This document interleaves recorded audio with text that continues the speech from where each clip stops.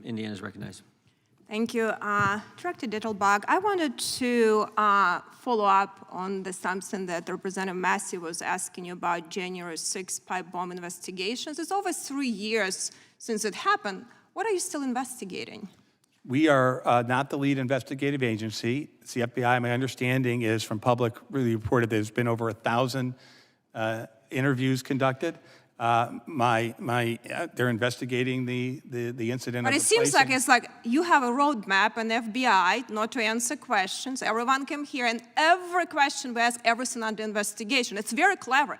You guys brilliant not to answer Congress, because everything under investigation, and then when investigation ends, statute of limitation and over, no one gets punished, and you continue with this. And this has happened all the time. It seems like your agency should do better than that, investigate something over 3 years. It seems like you should get to some conclusion. But my question is related to these changes under your rule and definition, what is engage in business rule. Do you think criminals that want to do something criminal are going to read your 500 pages of definitions? Are they going to read your 500 pages of definition explanations?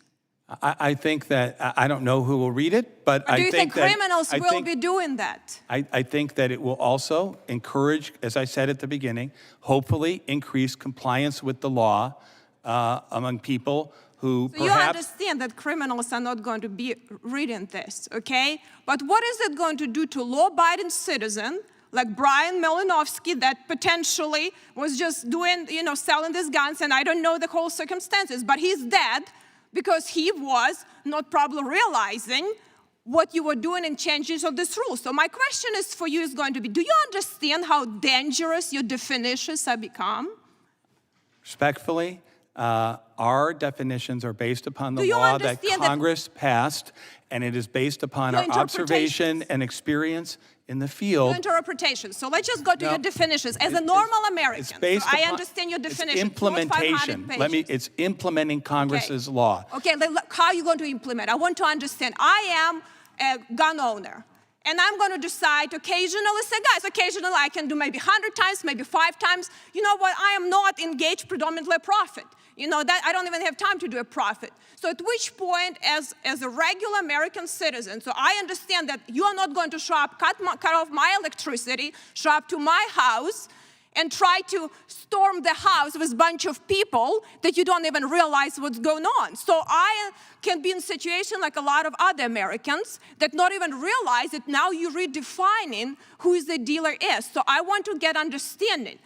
Summarize me understanding how I can explain to my constituent what it means now and how I am predominantly earn a profit in this. What is really definition of that? The statute that Congress passed says that if you're engaged in the business of dealing firearms, quote, predominantly for profit, right, that requires a license. There are some exceptions then that Congress has passed, and respectfully, people may not read the statutes either. They should, though, if they're selling firearms. These aren't possessors. These are people who are reselling firearms repetitively for profit.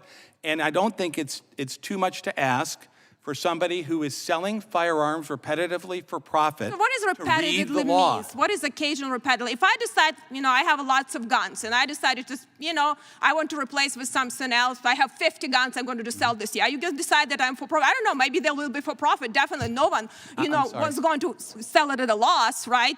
And with your rules, probably prices are keep increasing. So I'm going to become a dealer now? I have to be registered in that? Again, I've tried to explain, and I'll continue I'm trying to explain. So what do you do? What is really going to be now your new definitions? Because it's so broad. It's not a new definition. It implements Congress's definition. Congress changed the definition. Yes, and you put 500 pages of explanation. So can you summarize it normally, plain language, and American can understand? I believe that our positions they're not secret. They're in court. Yeah, but explain without reading 500 pages that are confusing. The rule seeks by providing practical conduct-based things that normal people could, for instance, one of the things that can result in people, depending on all the circumstances, is you take credit cards for payment. That could be one of the signs that somebody's in business. You read one of the things that So, like, might so be if on I the use other a little side. app and then I sell a gun and take a credit card and potentially will be a dealer? One of the things that might be on the other side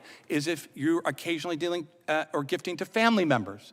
Right? We try to say things on both sides. My time has expired, but I'll tell you, you put American lives in danger and your ATF agent in danger by doing this, because you're doing gun control. It is a very clever way to make everyone in dealer have a zero tolerance and exercise gun control and Second Amendment rights, but you put your people in danger and American people. I yield back. Gentlelady yields back.